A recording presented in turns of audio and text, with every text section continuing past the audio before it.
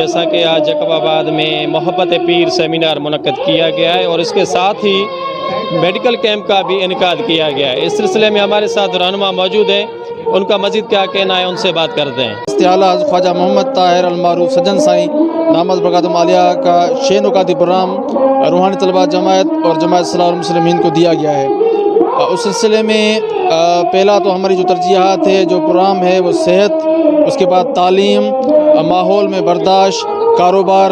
اور سائنسی ٹیکنالوجی سے استفادہ حاصل کرنا، اس کے علاوہ خدمت خلق۔ اس حوالے سے روحانی طلبہ جماعت کی جانب سے یہاں پر میڈیکل کیمپ لگائی گئی ہے، جہاں پر آئے ہوئے مہمانان کا بلڈ پریشر چیک کیا جا رہا ہے اور ان کا وزن چیک کیا گیا ہے اور انہیں صحت کے بارے میں مفید معلومات دی جا رہی ہے، تاکہ اگر خدا نخواستہ کسی کو صحت کے بارے میں کوئی پرابلم ہے تو وہ یہاں پر ڈاکٹر صاحبان ہمارے ساتھ موجود ہیں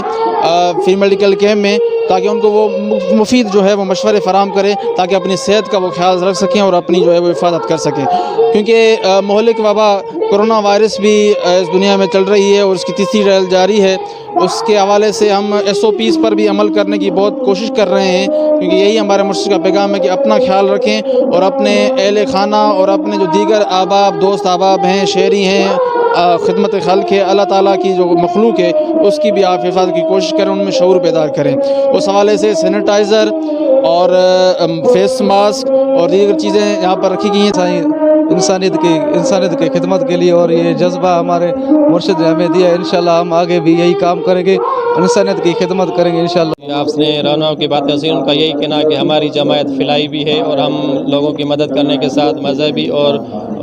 ہم نے کرونا وائرس کے بچاؤ کے لیے احتیاطی تدابیر کا بھی اہتمام کیا ہے اور فری میڈیکل کیمپ کا بھی انعقاد کیا ہے، جس سے عام انسان جو ہے اس سے استفادہ حاصل کرے۔ عبدالباقی ENN نیوز جیکب آباد۔